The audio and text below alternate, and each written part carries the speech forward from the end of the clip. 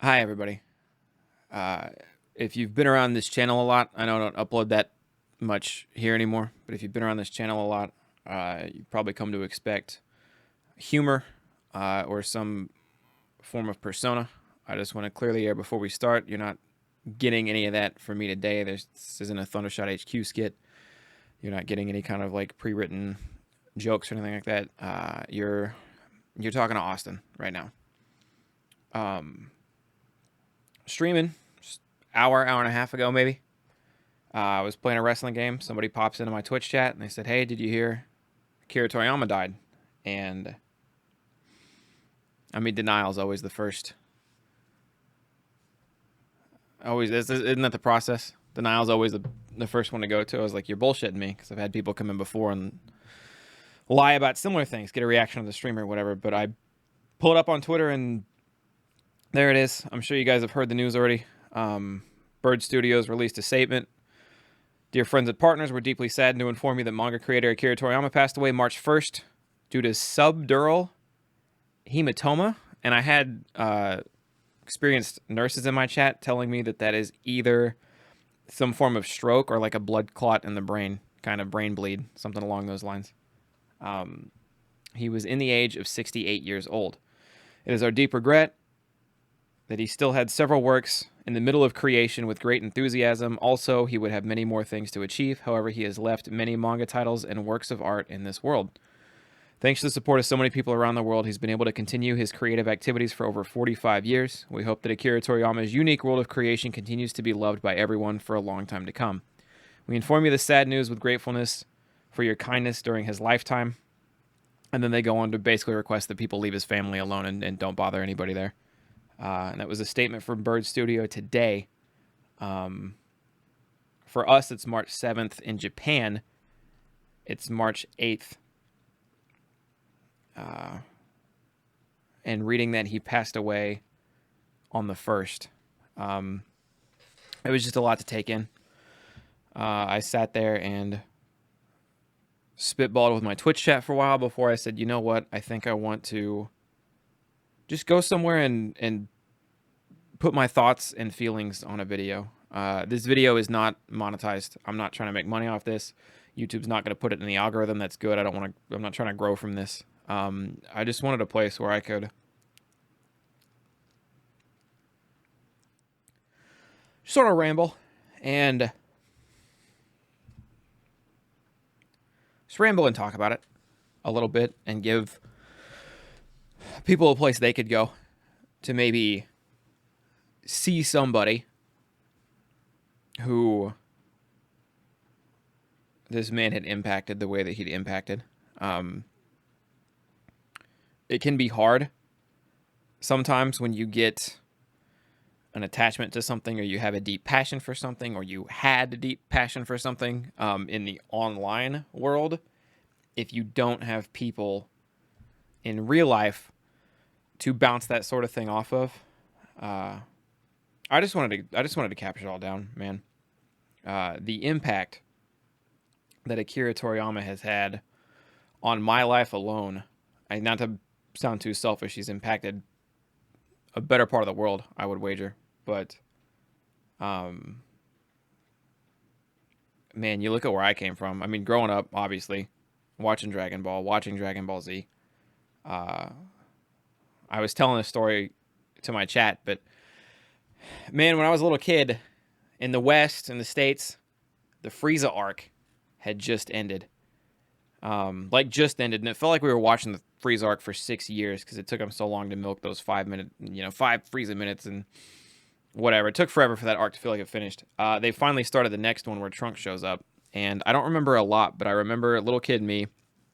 I had seen the first episode that Trunks shows up, but I hadn't seen anything past that. All we kind of knew is that he existed and he was there. We didn't really know who he was or what he was about, right? Any of that stuff.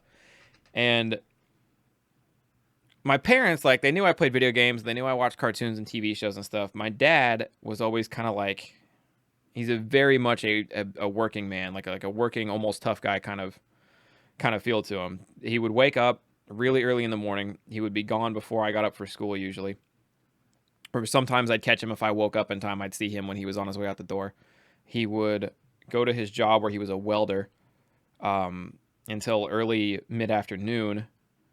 It was up in the city. He would drive back down from the city, and then he would farm, go hit the family farms that we had, and he would do that until the sun went down and he couldn't farm anymore, and then he would come home. And sometimes he would come home, I would have Dragon Ball on. And I describe him as a working man, tough man, because he grew up with like Sylvester Stallone movies, Chuck Norris movies, stuff like that, right? You know what I mean? Like that's the kind of stuff he was in. He was never one to like sit down and watch or pay attention to cartoons. But Dragon Ball was on just enough that it caught his interest just enough that one night, when the next season had started after the Frieza arc was over, I wasn't home. I don't know if I was at a friend's house. I don't know if I was doing a sporting event. I don't know where I was. I just know I wasn't home and I couldn't catch Dragon Ball that night. And I didn't ask him to do this. I think he just did it because he had gotten invested enough in Dragon Ball. He wanted to know what happened. But I came back from whatever I was doing, and the next day, my dad was telling me what happened in Dragon Ball. And he's like, new kid that showed up, Trunks or whatever. I was like, yeah. He's like, well, he goes Super Saiyan. And I was like, oh my God. You know, like I was already geeking out about that. And he's like, and you remember the big death ball Frieza threw? And I was like, yeah. And he's like, he caught it. So my little kid head is over here. I'm just losing my mind. Because my dad, first of all, like, Dragon Ball just being on in the background caught him enough to where my dad actually had to have gone out of his way to turn on Dragon Ball, which was insane in its own right. But then he was describing to me one of the coolest moments that ended up happening in that show. And yeah, I don't know. That always stuck with me, obviously. Finish out Dragon Ball, finish GT. I guess the point I was going with that is like the layers that some of the stuff Akira has done has impacted my life, because obviously that leaves an impression. But man, if you fast forward from that moment ahead, like 15 years, right? And I had just moved from one school to another. I had just moved from my home state to a state over. I was living alone, going to school, getting a job, and I was starting to make YouTube videos. And I had really 3 like passions at that time. 1, I was really into Call of Duty, and 2, I had rediscovered that I could actually get a nostalgic childhood trip from the internet. Turns out there were sites where maybe for free I could watch stuff that I maybe never got to watch in full growing up, or I had a tough time watching, because you really were at the mercy, unless you owned the box set or something, you were really at the mercy of Toonami. Toonami would put maybe 3 or 4 episodes of Dragon Ball on in a row. You would hope that they were all like one episode after the other. They were in chronological order, and you would try to be there every night to catch, you know, what you could. And then maybe be there when the new episodes came out as well. But I'd seen basically all of Dragon Ball, but I'd never seen it streamlined. So when I find these websites, I was into Pokemon, and then I was into Dragon Ball. I was playing the old Pokemon games on a little Game Boy emulator, and I was watching Dragon Ball. And this was, again, right when I was starting YouTube initially. My first couple of videos on my first go of it were Call of Duty videos. I think a good chunk of those ended up getting deleted. But also alongside Call of Duty, because a brand new YouTuber, fresh account, not getting a lot of views on anything, so you're just sort of throwing stuff at the wall to see what sticks. I got really, really into Dragon Ball on the rewatch. I kicked out the old games. I played the old games, decided I was going to make videos on what I wanted to see from new games, if new games were to come out. And this is before Battle of Gods got announced. It's before Battle of Z existed. This was a very, very dead zone for Dragon Ball.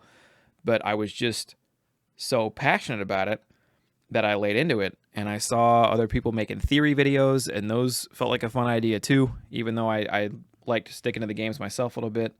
Ended up meeting Kwame and Black and Fist through that. But then you got Battle of Gods, Battle of Z stuff coming out, and people are interested. Even before Battle of Gods and Battle of Z, I had videos that were doing well. And for those videos to be doing well at that time, I think proved what an interest everybody still had in Dragon Ball, because GT had been off air for like 10 years at that point, something, right? There hadn't been a movie announcement, there hadn't been any new manga, there hadn't been anything, and people were still so interested in Dragon Ball stuff that a brand new YouTube channel with no real following, with no real startup, was still getting traction by uploading Raging Blast 2 gameplay and just talking about what they wanted to see from future video games from Dragon Ball. If Dragon Ball even kept making video games, because like I said, there'd been no Dragon Ball media in the grand scheme of things for a long time. And the interest in that topic was so great that a brand new YouTube channel like mine was getting discovered and getting views. I remember my first video to hit 5,000 views, then 7,000, then 8,000 was a Raging Blast 2 video. I was just talking about what I wanted to see from future games if it happened.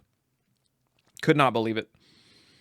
Could not believe it. But that's just the power, I guess. That's how special Dragon Ball was, is that 10 years after it was out, there were still so many people, again, finding videos on YouTube about what they would want to see from the next game or, piece of media or whatever. But anyway, Battle of Gods, Battle of Z comes out, and it's the first time I ever have contact with Rhymestyle, because he wanted to set up a website that ultimately became an everything anime website, but at the time, it was labeled Naruto, but it was a Dragon Ball website. Naruto was in the name, but people went there to talk Dragon Ball and stuff. So Rhyme hits me up because he's setting up a Dragon Ball related website, and he wants me and a couple of the YouTubers in on it. And this is at a point where I had more or less sworn off from interacting with other YouTubers because I didn't want them to ever feel like I was stealing their stuff or if they were stealing mine. My mindset was a little weird back then. But through that, that's how I meet. That's how I meet the squad. I meet Omega, Toasty, and formerly Kagi, now Sayu. Through that, Afro came in a little bit later. That's how we all met and got to know Afro. Eventually, Lotus, Dotto, Hom, and even then, that group extended out further. Wound up meeting M and just a lot of people. Just a lot of people. My point is that without Akira, without Dragon Ball, without that impact, without everything, none of that ever happens. My entire life is different. Almost all of my online friends I probably never meet. Almost all of the Dragon Ball YouTubers you probably never find. Like, sure, I'm sure Ryan would have made it making YouTube videos or something like that, but it wouldn't have been, it wouldn't have been the same.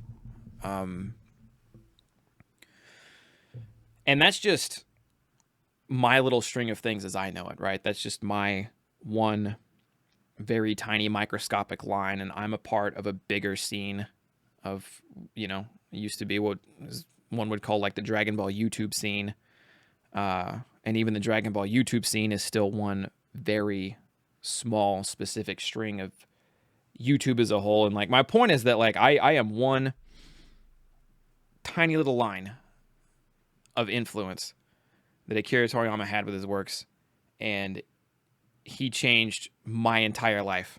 And that's just, if you think of his creation as like a tree, and we are all like the roots and the subroots and the split offs from those roots and going down, and I am just one very tiny little string near the bottom. It cannot be understated how much of an effect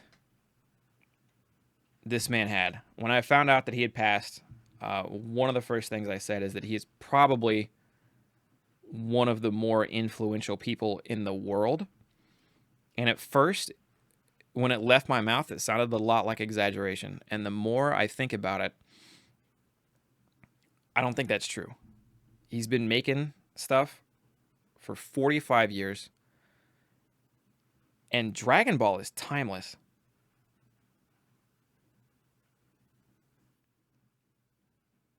Like, even if Super never came out, even if that never got extended, we never got more movies, Dragon Ball is timeless, man. Like, that is the catalyst, that is the inception, that is the beginning of any kind of action anime that you know today. It is the beginning of a lot of stuff that made it over here to the West. This string could go on forever, but like, without Dragon Ball, man, you do not get Naruto. And without Naruto, you do not get My Hero. You might not get JJK, you know what I mean? But like, all of these things string off and are influenced and are inspired by. So like, all of the modern anime you look at are influenced and inspired by and string off of an anime that came before them. And then that anime maybe strings off from an anime that came before it. But you don't go up that tree very far before you get to the anime or manga that strings off of Dragon Ball. You were looking at the top of a pyramid. And the top of a pyramid in the sense that, like, not that, like, I mean, it does stand the tallest, but not necessarily in the sense of King of the Mountain. I just mean, like, if you trace everything back up to where it came from, you were always going to end up at Dragon Ball. I don't know, man. I don't know. I didn't really have a plan when I started talking about this stuff. I just sort of hit record and started going. I just wanted to express to you guys that even if I don't make Dragon Ball content anymore, I wanted to take this opportunity to acknowledge the man who is a big part of why my life is the way it is. Even if I stopped, for the most part, stopped making Dragon Ball content several years ago, I built up a community in the Dragon Ball community. I got my start in Dragon Ball doing all that. I moved over to Twitch with the following that I'd built up on Dragon Ball. One of the hardest things to do on Twitch is build a following. I was able to take a following I had and go over there. So, I mean, that has, even if I quit doing Dragon Ball content, that doesn't stop the influence that he has and has had on my career. I have met almost every single one of my online friends, either because I had the following that I had because of Dragon Ball, or I just met them outright through the Dragon Ball community itself. I have too many homies. I have too many people I have grown to love. And I have too many great things for me. I feel like I'm speaking very selfishly right now, but too many great things for me have stemmed from this man's work in one way or another. For me to not come here tonight and acknowledge everything he has done. And again, that's just for me alone. The people that he has influenced more than a little bit is a countless number.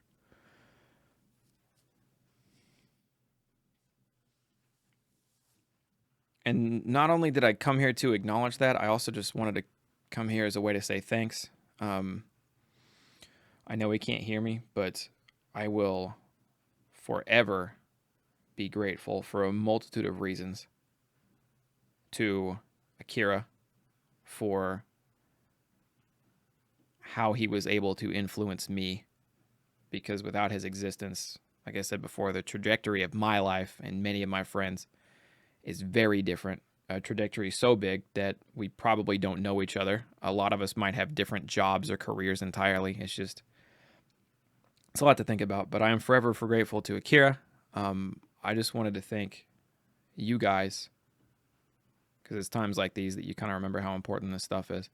I just wanted to thank you guys, whether you used to watch me or still watch me, or popped in one time for a tip that I gave in a Dragon Ball video, or came by and laughed at a joke one time because you found me through somebody who makes Dragon Ball content or whatever. Like, yeah, I just wanted to express how grateful I am for all of that. And I know I said no jokes, but I'm going to go ahead and crack one real quick. I'm even grateful for Dokkan, because without Dokkan, I wouldn't know people like Nano. Wouldn't have met people, like Diddy, the Dokkan community. And as much as I like to prank, joke, laugh with or at the Dokkan community, it's all Dragon Ball. It's all that influence. And in a way, I'm happy it's all there. Yeah. I mean, that's it, really. If you guys have any stories related to Dragon Ball, Squad, something specific with this channel, whatever, feel free to use the comments as your way to tell it, as your place to tell it. I will probably be reading all of them.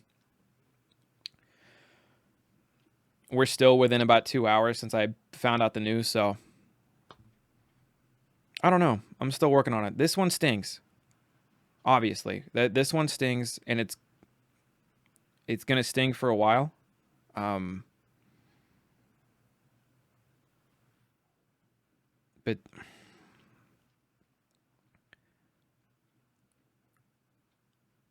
that guy gave more.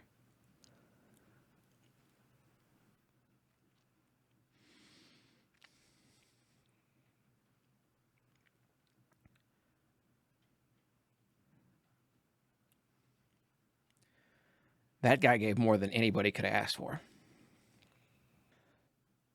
He gave that shit to the world, you know? But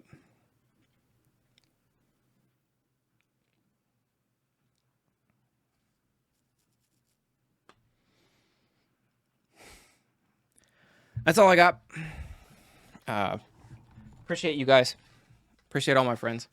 Thank you for everything we've had together. And rest in peace to the greatest one to ever do it.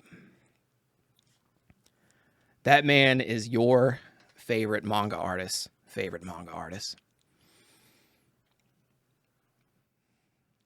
Catch you guys later.